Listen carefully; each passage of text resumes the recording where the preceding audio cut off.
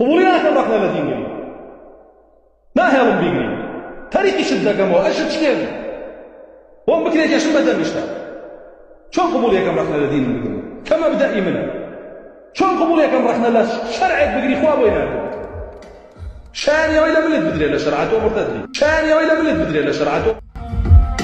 بسم الله الرحمن الرحيم الحمد لله رب العالمين الرحمن الرحيم مالك يوم الدين إياك نعبد وإياك نستعين اهدنا الصراط المستقيم صراط الذين أنعمت عليهم غير المغضوب عليهم ولا الضالين. كخواي پروردگاریش هێزیدا ئەو وەختە عەداوەش دەست پێیەکە بەدەستیش عاقڵ لە هەموو وڵاتێوە ئەیکوژن لە هەموو وڵاتێوە لە رووسیا لەکوێ باشە بۆ مسلمان حرامە کابرا مرتەد دەبێتەوە چێتە ریزی کافرەکانەوە کە دوژمنی خوا و پێغەمبەر و دینیشە بۆ نابێ بیکوژی بۆ نابێ بیکوژی.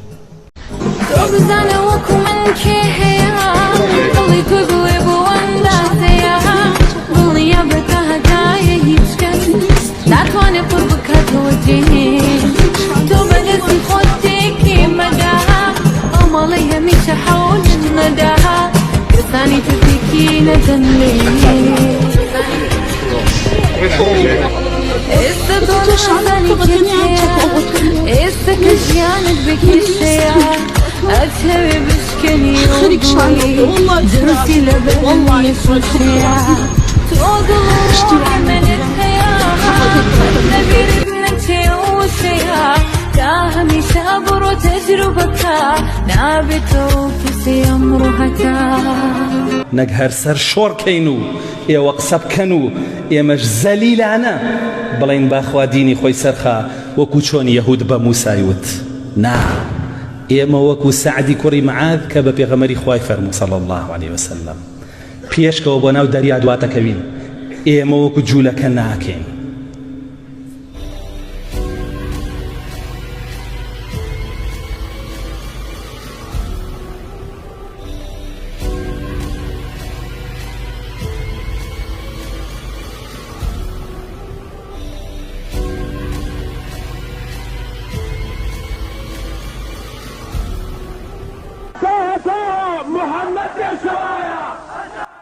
لە باشووری کوردستان و وڵاتانی ئیسلامی و تەواوی کۆمەڵگەی موسڵمانان لە جیهاندا جەنگێک بەردەوامی هەیە.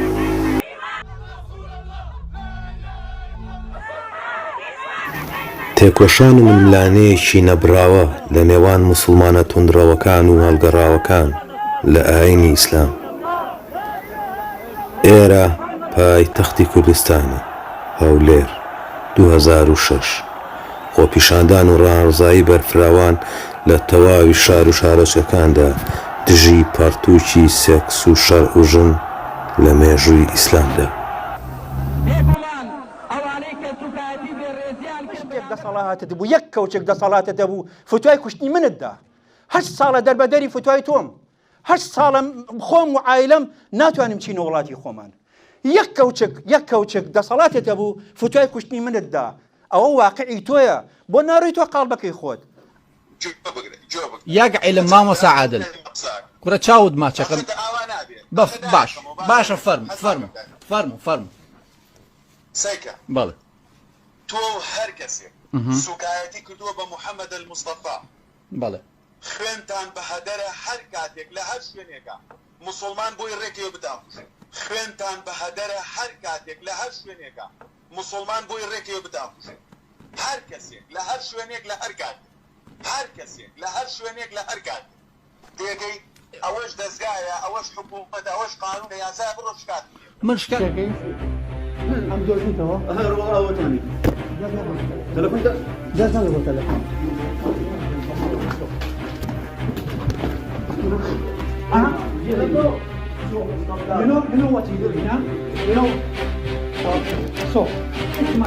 هەموو برادرە بسومانەکانت بۆ من عیدەکان نا هەر من عیدەکیت بگرم ئەمن یەک لەبارە خۆ سەریە بڕم من عیدە هر من عيدة بقرم أمن يقلب على قصة گەم بەو ڕۆژەی کە سەرمانێت وڵاتێنەوە واللهی خۆشترین بۆن لە لامان بۆنی خوێنە دێت واللهی تۆڵاتێنەوە لە هەرچی کافرە لە هەرچی مشتیکە لە هەرچی ملحیدە لە هەرچی تاغوتە لە هەموو ئەوانەی کە دژاتیان کرد بەرامبەر ئەم خوای پەروەردگار و ئەم دینە و ئەم ئیسلامە ئەو قورئانە دڵنیا بن بەسەرتانەوە ناچێت بۆیە ئەی ئیمانداران بۆیە بە ئیمانداران دەڵێم ئاگادار بن و ئامادە بن ڕۆژێ دەبێ هەمومان دەبینە قەساب ئەزانن بۆ چونکە حەیوان زۆرە بێسەری بڕین. السلام عليكم ورحمة الله وبركاته. باشووری کوردستان سەدەی 6 و 7 بە سپۆنسەر و بێباکی و خەمساردی دەسەڵات و لایەنە پەیوەندیدارەکان و بێدەنگبوونی ڕووناک بیران و بیرمەندان بەردەوامی هەیە. فکری ترسناک و بیری کوشت و بڕ و دواکەوتوی و نەزانی لە 8,000 مزگەوتەوە کە کارگەی بەرهەمهێنانی داعشە بێسڵەمینەوە مەلا و بانخوازە بە کرێگیراوەکانی دوژمنانی کورد لە مینبەری مزگەوتەکانیانەوە خەریکی ئەنفالکردنی بیر و هۆشی خەڵکن و سوکایەتی و بێڕێزی بە خانمان و هاندانی توندوتیژی و خەریکی بڵاوکردنەوەی بەدڕەوشتی و خراپەکاری و کوشت و بڕینن. ئازادی خوازان و ژیان دۆستان و مرۆڤ دۆستان بێدەنگیتان لە ئاست ژەهرڕێژی و سەرەڕۆیی مەلا عەرەب پەرستە بیربۆگەنەکان بەردەوامیدانە بەو گەندەڵ و قەیرانی ڕەوشت و کوشت و کوشتارانەی کە ڕوو دەدەن. بێدەنگیتان واتە بە تاریکستاندنی کوردستان و سڕینەوەی سروشتی جوانی و ئەنفالکردنەوەی. بێدەنگیتان دەتان کاتە هاو بەشی تاوان و خراپەکاریەکانیان.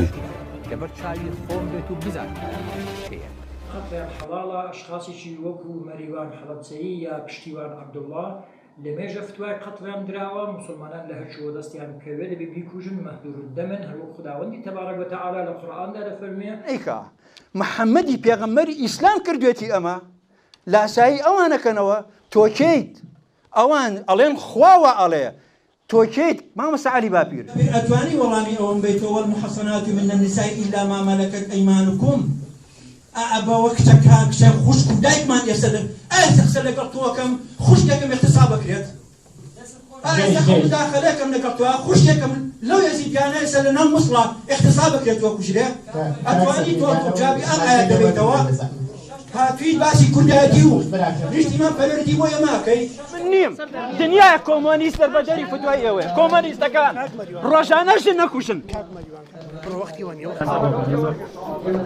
لا إسلام دا أم أزيت تعذيبا كملي لي بكريته ولا قناعة بدري باش مشير لسري لزري أوا يعني بلاي وش الرواية كسيك مرتد سري فرنك هرشتك بلاي دين إسلام والروابط صدجار بلا والرواية باش يك أنمولا يك مكبنجلان ولا دين إسلام لا دم بكشتي عليه ئێوەی مولحید و بێدین بەردەوام خەریکی چەواشە و چەواشەکارین ئەتانەوێ موسڵمانان بخەنە ناو دوودڵیەوە واللهی ڕۆژێکم لەسەر دنیا مابێ ئەبێ کە لە سەرەکەت یاری پێ بکەم تۆیش و سەرانی تۆش حەیفە لەسەر ئەم زەویە ئێوە قسە بکەن ئەبێ زوبانتان لە بنا لێ بکرێتەوە. لە کۆمەڵگەی موسڵمانان لە بەریتانیا و تەواوی جیهانی ئیسلامی جەنگێک بەردەوامی هەیە ململانەیەکی شاراوە لە نێوان توندڕەوی ئاینی و کۆمەڵە خەڵکێک کە پێچەوانەی ئاڕاستەیەوان هەنگاو دەنێن ئەوان پێشتر موسڵمان بۆکانن خەڵکانێک کە بە یەکجاری واز لە ئیسلام دێنن. They locked me in the house and they hit me. I don't think it would be that hard for them to kill me. I have 4 head stabs, like machete wounds on my head. You are going to get shunned. You are going to get mistreated. ڕەوتێکی بەرگری کارانەی ژێرزەمینیم دۆزدیەوە کە بەرهەڵستی توندڕەوی دەکات لێرە و لە تەواوی جیهانی ئیسلامی. Internet and social media is our battleground. Our numbers are growing each and every day. Just because we're silent doesn't mean we don't exist.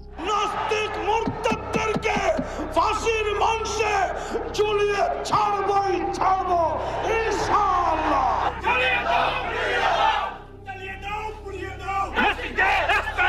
The hellfire is waiting for anyone who is rejecting Allah and His Messenger.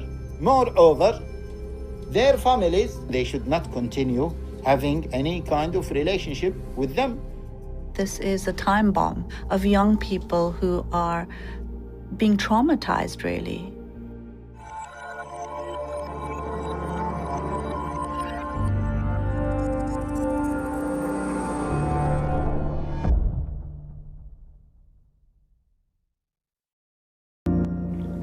ساڵێکم بەسەر برد بە فلیمکردن لەگەڵ ژنێکی ناسراو کە زۆرترین مشتومڕی لەسەرە و قسەکەری پێشتر موسڵمان بۆکانە. They see us as people who are troublemakers, deviant, apostates and blasphemers. هەمیشە هەڕەشەی کوشتنی لەسەرە و زۆر جار ڕەخنەی لێ دەگیرێت لە تێڕوانینی بۆ ئاین. Nothing more intolerant than religion.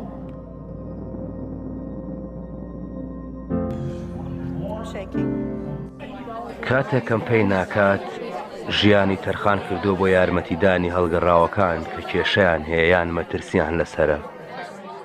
Council of Ex-Muslims of Britain is both a campaigning group for the right to apostasy, and it's also a support group, really, for people who've left Islam. ماریام لە ئێران لەدایک بووە لە هەرزەکاریدا و دوای دەسەڵاتگرتنە دەستی ئیسلامیە توندراوەکان لە وڵاتەکەی لەگەڵ خێزانەکەیدا ڕایان کرد. دامەزراندنی ڕێکخراوەکەی دەگەڕێتەوە بۆ 10 ساڵ لەمەوبەر. It's just a movement that is run by and organized by volunteers, many of them people that we might have helped, and they come back to help others. ماریام سادیای پێناساندم کە یەکێکە لەو گەنجانەی کە ڕێکخراوەکەیان یارمەتی داوە ساڵی پار. سادیا لە ئۆکسفۆرد گەورە بووە و لە تەمەنی 15 ساڵیدا باوەڕی نەما بە ئاینەکەی دەڵێت یەکسەر پێوتراوە بێدەنگ بێت. I remember saying to my mum that I don't think I believe in God anymore, and her saying you can't tell anybody else because they'll kill you. Like, we're obliged to kill ex-Muslims. It would put me at extreme risk if anybody else was to find out, so that conversation ended there. سادیا دەڵێت بەشداریکردنم لەم فلیمەدا وەک ڕێزێکە بۆ یادگاریەکانی ڕەزای برام. That's my favourite picture of him. He always had the same smile, always had this kind of cheeky, like, uncomfortable smile. He was just so cute, so cute. ڕەزا لە زانکۆی هۆڵ بۆ زانستی کیمیا دەیخوێند. دەڵێت خۆشەویستی زانست بوای لێ کرد واز لە ئاینەکەی بێنێت. Everybody knew about him was that he was an atheist. He was much more open than I was about it. ساڵی پار و لە تەمەنی 28 ساڵیدا ڕەزا خۆی کوشت. I just miss my friend. Because he was my best friend. I've been through a lot in life. I'd happily go through everything again if I could have it.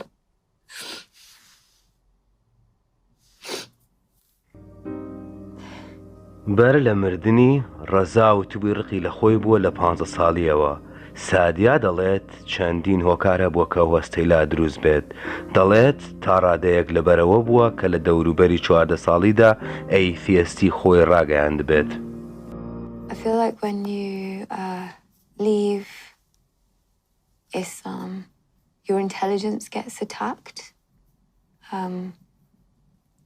They kind of make you feel like you're stupid for making such a decision, which he felt like his entire life. Leaving Islam, becoming an ex-Muslim, all of a sudden you feel like you're dirty, you become unimportant within the community. It's really strange. ڕەزا چارەسەری نەخۆشی خەمۆکی بەکاردێنا. He started hating himself so much because he never really experienced real love and compassion. And ultimately, you just kind of go back to that horrible, empty feeling where you realise that it's so sad, isn't it, that actually nobody really loves you and that you are really lonely.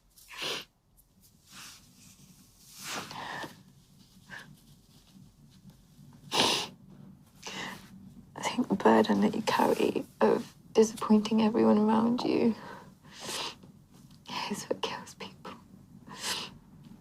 Is what kills ex-Muslims. It's this burden of the guilt that you are disappointing your family and loved ones. That's what kills you.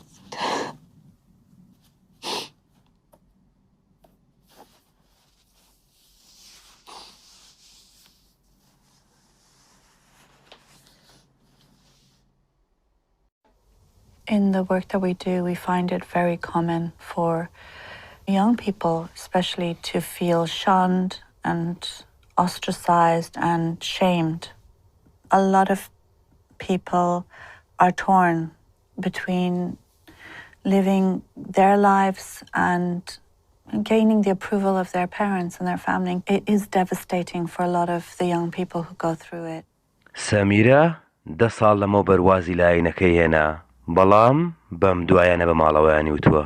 Don't forget how my mum just cried for ages. My dad couldn't talk much. And my mum was wailing, she was begging me not to do this. چیت پێوتن؟ Todd, I have to, and I'm sorry. I have to tell you who I am. For the last 10 years I've been this, I'm only disclosing it to you now. And you've loved me this whole last 10 years, I'm the same person. And they're like, but no, you're a kafir. The worst of the worst, because, you're not even a Christian, you're not even a Jew, you're not even a Hindu, you have no God. To have no God, you're the worst kind.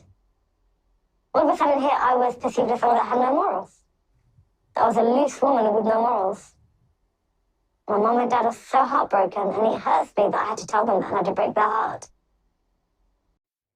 تۆ هەست بە گوناهێکی زۆرەکەیت؟ Yes, I do.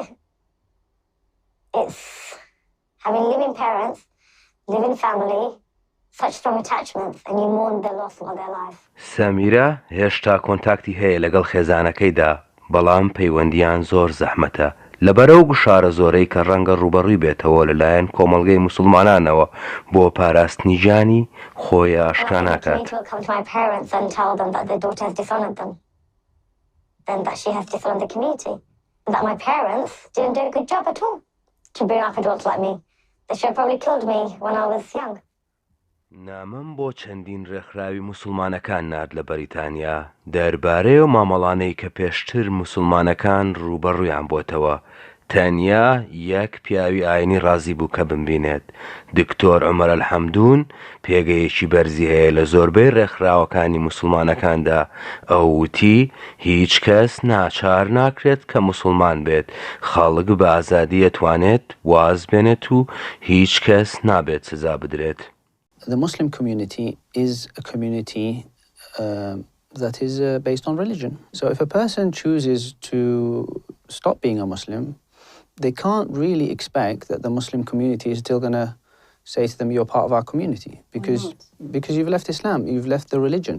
The family do need to try and resolve their issues by sitting together, talking about matters. But I do understand that, if a family holds religion very deep to their heart, that when they see one of their members has left that religion, they feel a sense of betrayal. And obviously, a lot of people will just say, look, I can't deal with this, so I just shun that member out because he's betrayed me. Islam does put a big emphasis on faith, and sometimes somebody might have to reject something or a certain person because their attitude towards faith. That can happen. Yes, I have children. I wouldn't reject my child. My approach would be to sit with them and discuss with them. Now, I wouldn't shun them off, but I suppose they would expect that things aren't the same. If a child goes against your say, general plan, expectation. If they go against you, you might feel, that, okay, you're still my son, daughter, but, I wasn't expecting that of you. هەندێک لەو کەسانەی کە مەریەم یارمەتی داون دووچاری توند و تیژی و ئازارێکی زۆر بوونەتەوە. سافیا پەیوەندی بە مەریەمەوە کردووە 3 ساڵ لەمەوبەر. ئەو دەڵێت تەنیا بە دایک و باوکی وتووە کە باوەڕی بە ئیسلام نییە. I was planning to run away from home and go to university because my parents didn't want me to move out of home. I think I said, I'm not a Muslim anymore. I thought that would mean that they would let me go. But they locked me in the house, they hit me, they burnt my arms. خۆڵیان داخ کردیت؟ Yeah, I still have the scars. Like my dad, he said that he wished he'd already killed me or that he'd strangled me when I was born. مەریەم پارێزگاری لێ کرد و پەیوەندی کرد بە پۆلیس و دەسەڵاتدارانەوە تا سەلامەت بێت. داواکاری یاسایی لەسەر خێزانەکەی تۆمار نەکرد. لە ئێستادا ماڵەوەی بەجێهێشتووە. هەندێک لەو کەسانەی کە ڕێکخراوەکەی مەریەم یارمەتی داون ئێستا خۆبەخشن. وەک ڕێحانە ئەو لە بەنگلادش و لە خێزانێکی توندڕەوی ئاینی گەورە بووە. I was told that it is Allah's command for parents to tame their children. And my mom said that wherever I beat you on your body, that part goes to the heaven. I was like, oh, okay. Sorry. I used to have very negative self-image about myself because I just didn't feel I belonged to my community, my own family. And that used to eat me every day. And it was very lonely, very isolated. I mean, I wish my parents accepted me the way I am, and if they supported me, I mean, that would be enough. If they're angry with me, I would wish that they forgive me, I mean, and accept me the way I am. I've done everything, but I wasn't good enough. ڕێحانە بۆ یەکەم جار و بە ئاشکرا وەک پێشتر موسڵمانە قسە دەکات. Our new movement of this defending free speech starts now. دەڵێت خۆ دەرخستنی پەیوەندیەکانی لەگەڵ خێزانەکەیدا بە تەواوی پچڕاندووە. I've seen my family for a year now. I can't go back to my country. I lost my friend. I just want to believe that maybe one day I can go back to my family and embrace them and tell them I love them. I just can't replace how much the pain I feel. I don't think no matter how much I work as an actor or anything, I can never, I can just never, replace that. I can't do that. I love them, but I can never tell them how much I love them.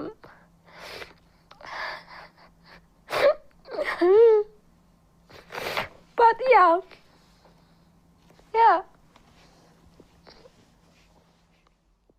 They're so concerned about their parents. I mean, Rehana's father is cursing her on the internet, and she hears about an attack in Bangladesh and she's worried about them. All they want to do is just think a different way, and they're not allowed to. بەڵام دکتۆر ئەلحەمدون بەڵگە دێنێتەوە بۆ ناواقعبینی ئەیتیستەکان کە بیانەوێت هەمان مامەڵەیان لەگەڵدا بکرێت لە کۆمەڵگەی موسڵماناندا. In the eyes of the religion, you have done something wrong because religion expects you to stay religious, and you're saying, I don't want to be religious. So they, of course, can say to you, you're no longer favorable in our eyes. Doesn't mean that we discriminate against you. Doesn't mean that we treat you badly or incite hatred or violence or whatever, or abduct you or force marry you or whatever. But they do that, and that's wrong. We have to reject that. So how we treat people is the same. We don't discriminate, but our love, our cannot be the same. It's just human behavior. Islam is a pragmatic religion. It doesn't expect people to behave outside their human norms. دکتۆر ئەلحەمدون کەسایەتیەکی دیاری موسڵمانەکانە کە مەحکومی جیاوازی و توندوتیژی دەکات. پێویستت بە کاتێکی زۆر نییە تا لە ئینتەرنێتدا ئەو وتارانە ببینیت کە تەفسیرێکی تر بۆ ئیسلام دەکەن و هانی توندوتیژی دەدەن بەرامبەر هەڵگەڕاوەکان. کەناڵە ئاسمانیەکان و ئۆنلاین کەناڵەکان پەخشەکانیان جیهانیە و بە یوکەیشەوە. ئەمە دکتۆر زاکیر نایکە کە لە ئیندیا یەکێکە لە بەناوبانگترین بانخوازە بێژەرەکان. If the person who reverts, who was a Muslim, then converts to and becomes a non-Muslim and propagates his faith and speaks against Islam, and if it's Islamic rule, then the person should be put to death. یان شێخ قاسم حەکیم کە پەخشەکەی لە سعودیەیە و سەردانی یوکەی دەکات بۆ وتاردان. Islam, the punishment for apostasy is death penalty only after a panel of judges interrogate, speak to that person, try to bring him back to his senses. If he still insists, then this is worse than grand treason. And Allah Azza wa Jal knows best. یان حەیتەم ئەلحەدادی بەریتانی ئیمام و بێژەر. Fire is waiting for anyone who is rejecting Allah and His Messenger. Moreover, their families, they should not continue having any kind of relationship with them. هەمووم ڤیدۆیانە بە ئاسانی دەست دەکەوێت. پێشتر موسڵمانەکان دەڵێن ئەم جۆرە ڤیدۆیانە هانی کۆمەڵگەی موسڵمانان دەدات کە جیاوازیان بکرێت. Apostates are supposed to be killed. So parents then feel that they have a duty to reject their children. The religion essentially provides them with the rules, doesn't it? If this person starts leaving a religion and stepping outside of the bounds of the faith, then you have to punish them. دکتۆر الحەمدون لای وایە ئەم جۆرە وتارانە کاریگەری شێوتۆیان نییە لەسەر خێزانەکان. Spiritual leaders do have influence, but end of the day what really matters for the families is their own dynamics. Not because the imam has said it, not because the community has said it, it's because they feel betrayed. دەڵێت ئەو لەگەڵەوە بۆچینەدانیە کە پێشتر موسڵمانەکان لە هەموو شتێکدا مامەڵەیەکی یەکسانیان لەگەڵ بکرێت لە کۆمەڵگەی موسڵماناندا. And this is the idealistic way, is that you should treat people the same in every aspect, but society doesn't. It's not pragmatic. Your outlook on life is not pragmatic. They're going to be treated less because they're no longer if they're looked at from the religious lens, they've dropped in the religious lens, in the religious hierarchy, in the religious numeration.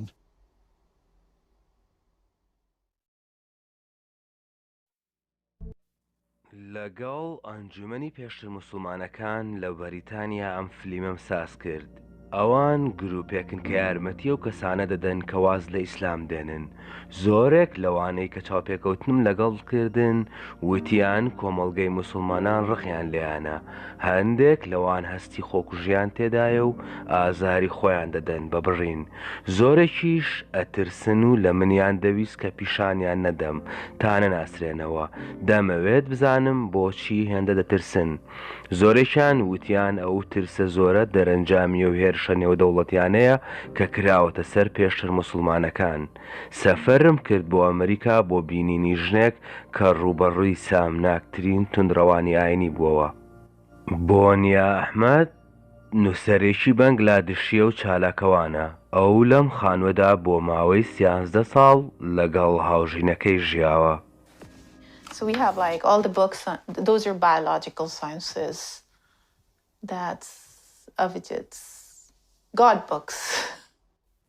ئەڤیجید ڕۆی زانا و کەمپەینی ئۆنلاینی بێدینەکان بوو. زۆر چالاکانە دژی زیادبوونی توندڕەوی ئاینی لە وڵاتەکەی قسەی دەکرد. These are the 10 books he wrote. Okay, so this is about physics, history of physics, kind of. This is about origin of life. This is the virus of faith. That was the book they say killed him. ساڵی پار ئەڤیجید بە دڕندانەترین شێواز لە شەقامێکی بەنگلادێش کوژرا دوای سەردانیکردنیان بۆ پێشەنگایەکی کتێب. ئێستا بۆنیا بڕیاری داوە کە ئەو خانووە جێبێڵێت کە ساڵانێک لەگەڵ هاوژینەکەیدا تێدا دەژیان. Taking those books out, sorting them. There's so much memory in them. I haven't started even sorting, packing yet because I'm scared. It's going to remind me all the memories, I guess. It was almost like 8 o'clock. And we decided, Avijit actually told me that he hasn't seen the other side of there was something going on the other side of the road, which was for the children's book fair. So he wanted to see that side. We walked over there. It was already dark. And it happened in the middle of the street. We were surrounded by thousands of people. And that's all I remember.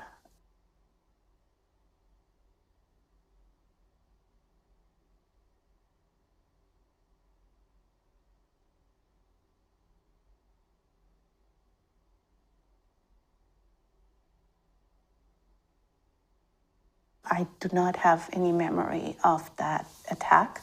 The other attacks I have seen before and after, they do attack with machetes.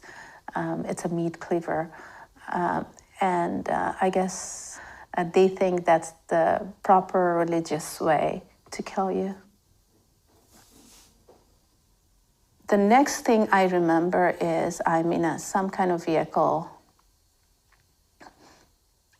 There's something very heavy on my lap, and I'm all soaked in blood. And I'm asking someone, where are you taking me? Are you going to kill me? I have 4 head stabs, like machete wounds on my head. Those are like 6-7 inches. One didn't even heal properly on my neck. And I kept asking, I said, please tell me what happened to Avijit. Please tell me what happened to him, and I can take it. Trust me, I can take it. ئەڤیجیت لە نەخۆشخانە و دوای ڕۆشتنی خوێنێکی زۆر لێی مرد. You know, it takes a lot of effort to build a relationship like that, based on love, based on philosophical basis, based on intellectual basis, based on the respect, equality. I think what I had was precious. It didn't have to end so soon. لە 3 ساڵی ڕابردوودا چەندین کەس لە بەنگلادێش هێرش کراوەتە سەریان بە تەور لەلایەن ئیسلامیەکانەوە. زۆرێک لە قوربانیەکان ئەوانن کە وازیان لە ئیسلام هێناوە یان ڕەخنەیان لە زیادبوونی کاریگەری ئیسلام لەسەر وڵاتەکەیان. هەندێک لەوان لە بەرنووسینەکانیان بوونەتە هۆی تووڕەبوونی ئیسلامیە توندڕەوەکان. ماریەم نەمازی ئەجیڤیدی دەناسی و پێکەوە کەمپەینیان کردبوو. ئەو دەڵێت ئەو کوشتنانە دەرەنجامی چەندین ساڵەی ئەو پروپاگەندانن کە لە جیهانی ئیسلامیدا دەکرێت. Made the term and being atheist so derogatory that you just have to label someone a murtad or a kafir, and it's enough to incite mob violence against them. That's what's happened with the Bangladeshi bloggers. A lot of them wrote about science, they wrote about human rights issues. Yeah, possibly some were critical of Islam. What linked them all together was the fact that, you know, let's call them atheist, and that will be sufficient to incite mass murder against them, you know, in broad daylight.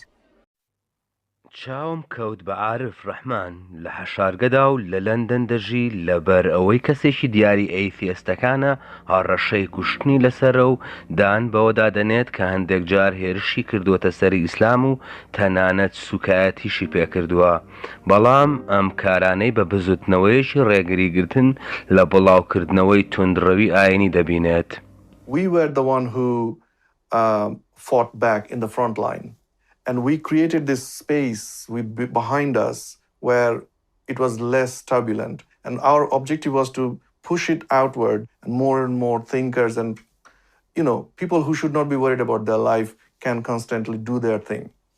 When we started writing, as I said, back in 2006, we did not think that people would be killed over this. And in 2013, our first colleague, Ahmed Rajib Haidar, he was an architect. He was hacked to death in front of his house. That was the first time we could realize that this is real. This could potentially happen. ڕەجیب حەیدەر نووسەری تەنزامێز بووە و زۆرجار نوکتە و گاڵتەی بە ئیسلام دەکرد و یەکێک بووە لەو خۆپیشاندەرانەی کە داوای لە سێدارەدانی ئیسلامیە تاوانبارەکانی جەنگی دەکرد.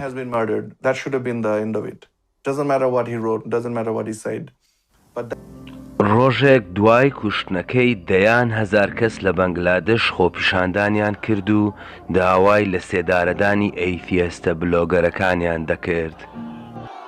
Islamist negative propaganda was on full swing at that moment. نەفرینی ئاینی بوو لەگەڵ ئەوەشدا سیاسی ئیسلامیەکان دەستەواژەی ئەیتیەستیان بەکاردێنا بۆ هێرشکردنە سەر دەوڵەتە ئەلمانیەکەیان.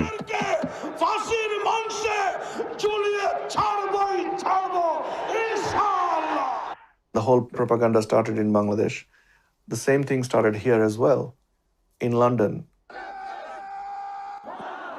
ئەمە ڤیدیۆیەکە لە یوتیوب یەکێکە لەو ناڕەزایانەی کە لە لەندەن کرا دوای چەند ڕۆژێک لە کوشتنی ڕەجیب حەیدەر. ئەوان مەحکومی دەکەن و سوکایەتی پێدەکەن.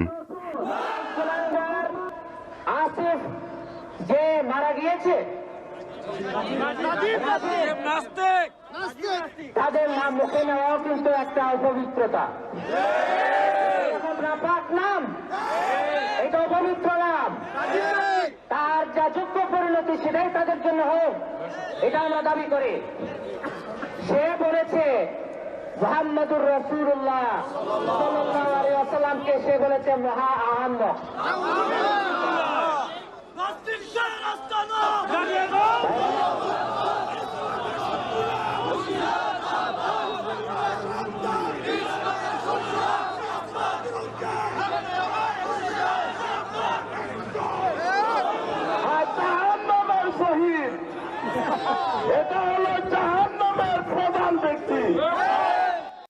ئەمانە قسەکەرە توندڕەوەکانن دەربارەی کوشتنی نووسەرەکە. ئەمەیان موفتی شاه سەدرەدینە، یەکێکە لە دیاریترین پیاوی ئاینی لە کۆمەڵگەی بەنگلادێشیەکان لە بەریتانیا. ئەو کاروباری قوتابخانەیەکی ناوەندی ڕێکدەخات، لەگەڵیشیا سەرکردەی ئەم ڕێکخراوەیە کە بە جەماعەتە العولەما یوکەی ناسراوە و ئەنجومەنی بانخوازانی موسڵمانانە لە لەندەن. تەنانەت خۆی کاندید کرد لە هەڵبژاردن وەک ئەنجومەنی کەنسێڤەتیڤ، خۆی بە ئازادی خواز و لێبوردە دەزانێت و دژی توندوتیژیە. I believe in equality.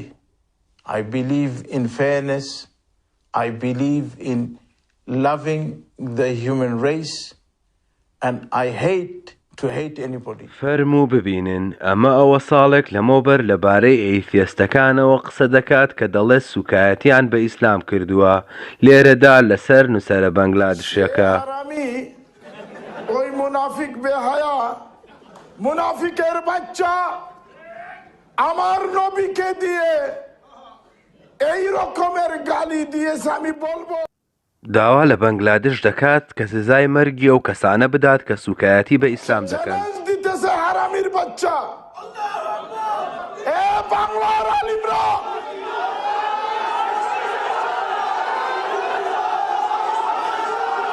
এ বাংলার মুসলমানগণ wake up আমার নবীকে এই রকমের গালি দিয়ে কোনো হারামির বাচ্চা বাঁচতে থাকতে পারবে না।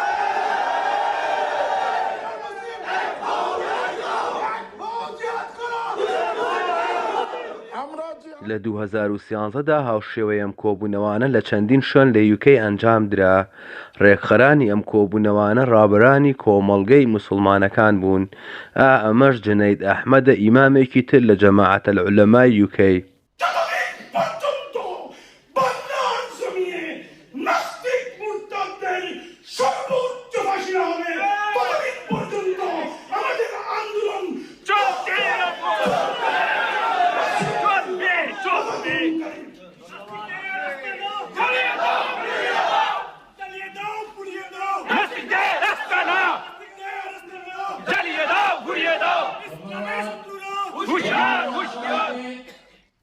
عارف ڕەحمان دەڵێت لە 2013دا پێیان وتووە کە ناوی بڵاو کراوەتەوە لە دەوروبەری مزگەوتێک لە لەندەن. Somebody told me and somebody then forwarded me a bunch of leaflets.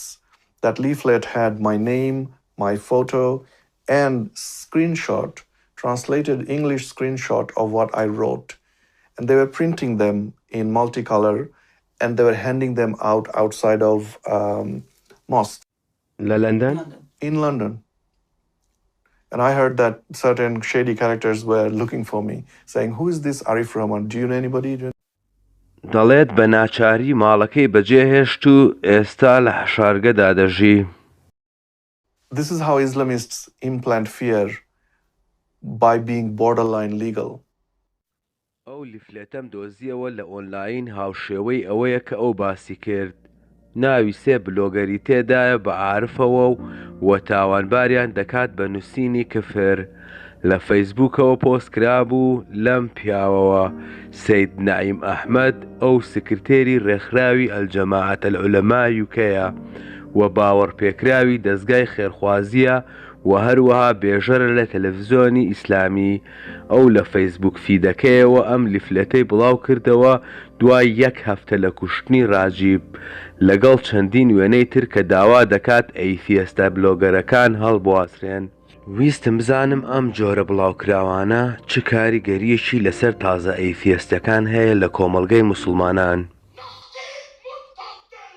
ڤیدۆکەم پیشانی ڕێحانەدا پێشتر موسڵمانێک لە بەنگلادش ئێستا لە بەریتانیا دەژی. This kind of lectures creates an environment that actually that subconsciously teaches devout Muslims to see ex-Muslims or anyone who thinks out of the box as a threat, further ostracizing them, dehumanizing them, bullying them. So it further creates so much dangers for people to come out as an ex-Muslim.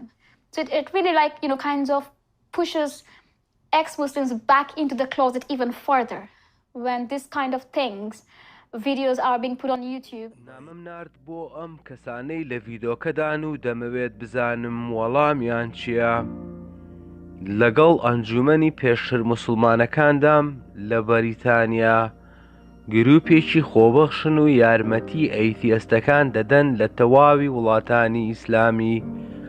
لە 12 وڵاتیان هەڵگەڕانەوە و کفرکردن سزای مەرگە. ئەنجومەنەکە لە کۆنتاکتدایە لەگەڵ هەزاران خەڵک کە لەو وڵاتانەدا دەژین و یارمەتی دەرچوونیان دەدەن ئەگەر پێویست بکات. کاتژمێر 4 بەیانیە لە ناوجەرگەی لەندەن چاوم دەکەوێت بە عیماد حەبیب ئەندامێکی دێرینی ڕێکخراوەکەیە. So I'm going to a hotel where there is 2 girls who contacted us who want to escape. کچەکان کۆنتاکتیان بە گروپەکەەوە کردووە دوای ئەوەی کە کەمپەینێکی ئەوانیان دیوە لە ئۆنلاین. ماوەی چەنە پەیوەندیتان پێکەوە هەیە؟ We've been in touch for probably a long time, maybe a few months. We're going to meet them. I will try to get them somewhere safe. ژنەکان لە خێزانێکی زۆر توندرەوە هاتوون و خێزانەکەیان بۆ هۆڵیدەی هاتوون بۆ لەندەن و بڕیاریان داوە ڕاکەن. عیماد بە هەمان شێوە هاتووە کاتێک وەک پێشتر موسڵمانێک خۆی ناسان دەبوایە مەغریب بەجێ بهێڵێت تا لە گیران و دادگاییکردن بە دوور بێت لە حکومەتەوە و لە هێرشی ئیسلامیە توندراوەکان. You suffer. There is no one to help you. If you speak out at any moment, you're going to be at risk. You feel afraid, you feel scared that anybody might find out who you are really. It's a really risky journey that those people take. من و عیماد دوو کچەکەمان بینی، بەڵام ئەوان زۆر ئەترسان کە لەبەر کامێرەدا ببینرێن. ناتوانین چیدی هیچی تریان لەسەر بڵێین لەبەر سەلامەتیان، تەنانەت ناشتوانین بڵێن خەڵکی کام وڵاتن، بەڵام ئەمە بەشێکە لە دیاردەیەکی زۆر فراوانتر و زۆرتر. لەوە تێگەیشتم کە مەریەم نەمازی و گروپەکەی پێکەوە پەیوەستن بە بزوتنەوەیەکی بەرگریکارانەی نێودەوڵەتیەوە ئەمەوێت گوێبیستی هەندێکیان ببم. With Nadia El Fanni from Tunisia. نادیا دەرهێنەرە لە ساڵی 2011دا ئەم دۆکۆمنتاری دروست کرد دەربارەی ئیسلامیە تۆندراوەکان. کاتێک ویستی پەخشی فیلمەکەی بکات لە تونس ئاژاوەجێڕەکان کۆبوونەوە و سینەماکەیان داخست. Nobody saw the movie, because they destroy a cinema and don't let the people see the movie. وە دەسەڵاتداران ئەویان تۆمەتبار کرد.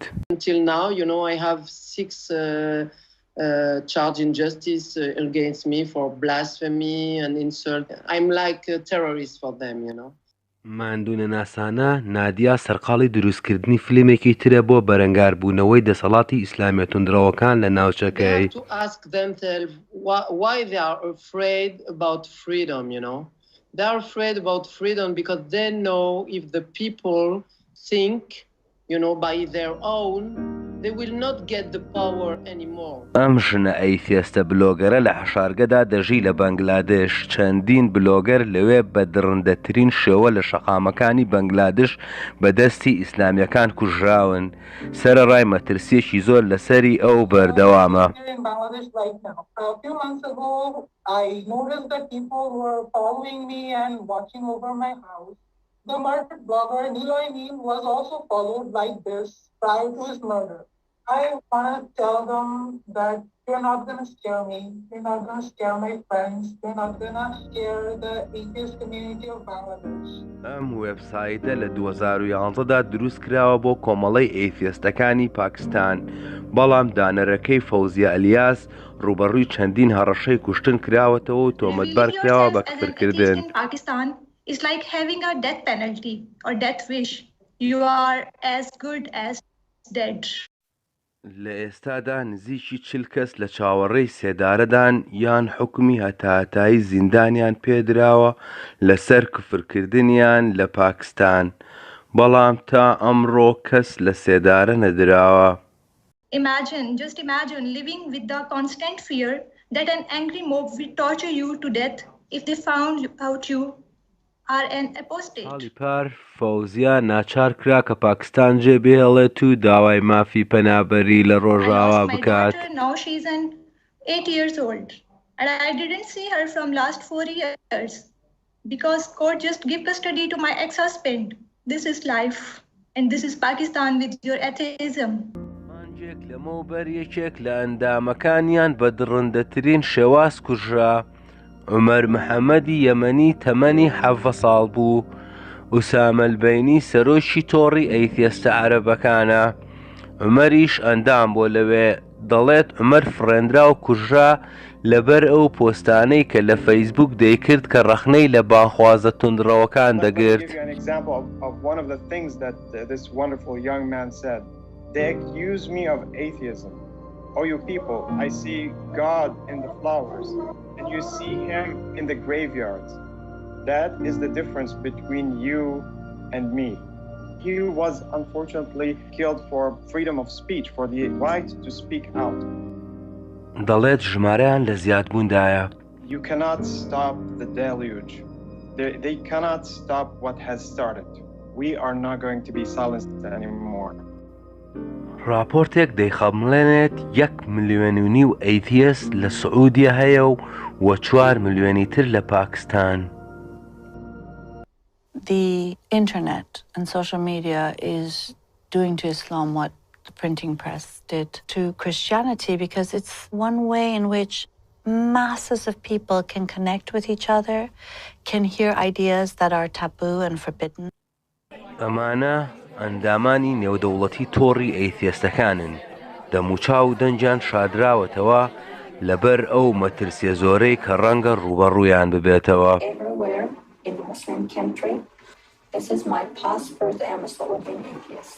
We have everything to lose.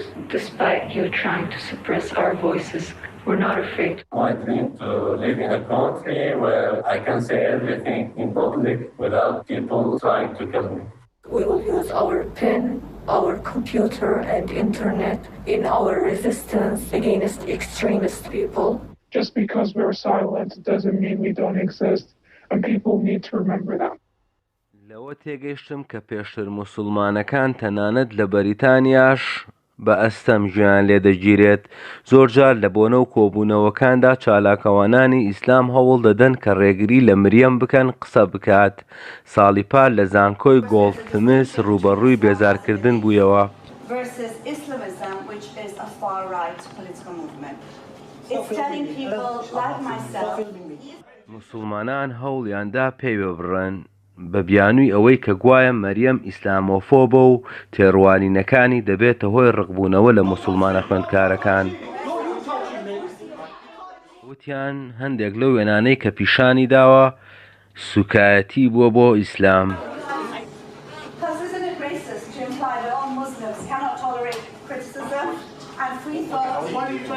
Why can't you guys let her speak? You've had your time to speak. The point is that you don't decide that I have a right to live. ISIS does, the Iranian regime does. ئایا تۆ ئیسلامۆفۆبیت؟ I don't like Islam. I don't like religion, you know, and I think that lots of free thinkers don't like religion. هەر ئاینێک؟ Any religion. We need to be able to criticize beliefs without any conditions. We have to. And that's how the world changes, because of this constant discussion and debate and criticism of beliefs, whilst holding human beings, in my opinion, sacred.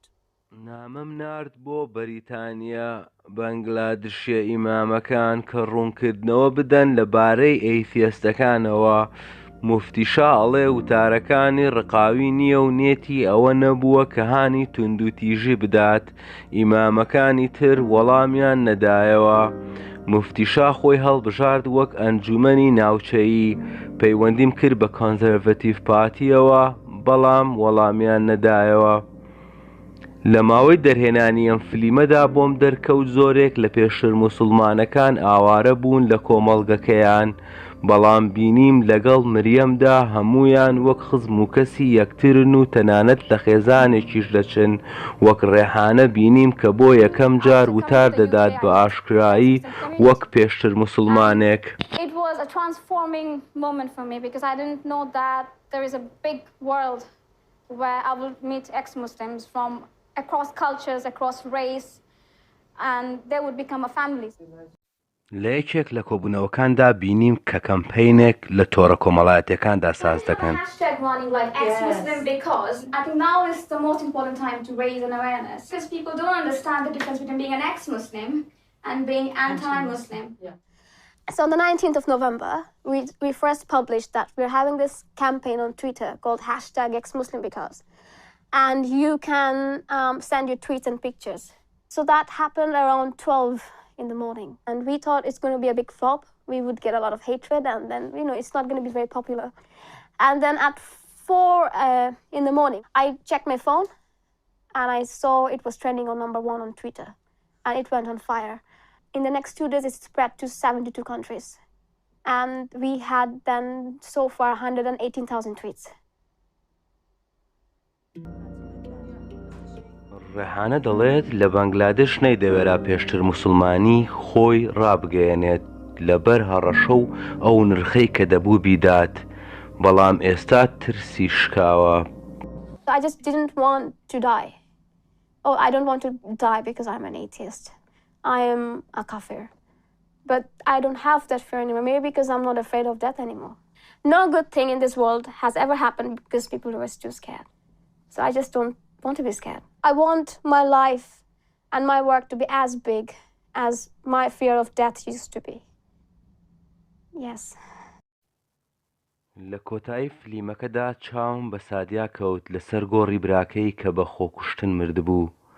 دەرکەوتنی سادیا لەم فلیمەدا نیشاندانی ڕێز و ستایشە بۆ ڕەزای برای. دەڵێت هۆکاری خۆکوشتنەکەی بەشێکی لەبەر ئەوە بووە کە کۆمەڵگەی موسڵمانەکان بە هەڵە لێ تێگەیشتون و ئیهمالیان کردووە لە تەواوی ژیانیدا لەبەر ئەیتیست بوونی. حەزەکەی براکە چۆن یاد بکرێتەوە؟ I'm remembered as a good friend and someone who is really, really intelligent. It takes a lot of strength of mind to challenge something you've been told your entire نامم life. نارد بۆ دایک و باوکی سادیا و پێم وتن ئارەزووی ئەوە دەکەن کە دەربارەی ڕەزا و بەسەراتەکەی لێدوان بدەن بەڵام ڕەدیان کردەوە. سادیا لە کۆنتاکتدایە لەگەڵ خێزانەکەیدا و لۆمەیان ناکات لەسەر ڕەزا بەڵام لۆمەی ئەو کەلتور و کۆمەڵگای موسڵمانەکان دەکات بۆ مامەڵەکردنیان لەگەڵ پێشتر موسڵمانەکان. چیت هەیە بۆ خێزانی پێشتر موسڵمانەکان؟ To support their children, to not isolate them, to not abandon them. Surely the life of your children is more important than a book or a faith. To not kind of wait until the point where their children have ended their lives to rethink everything. Because there's no bigger tragedy than a parent mourning their child's death.